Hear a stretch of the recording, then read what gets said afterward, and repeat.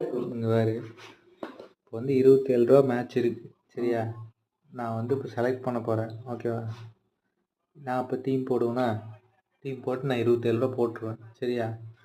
ஆனால் அப்போது இங்கே லீடர் பொருளில் போய் பாரு 3 பேர் ஜாயின் பண்ணிட்டாங்களா. இதோ டீம் முடிஞ்சா இனிமேல் யாருமே போட முடியாது ஃபுல்லுன்னு காட்டுதா.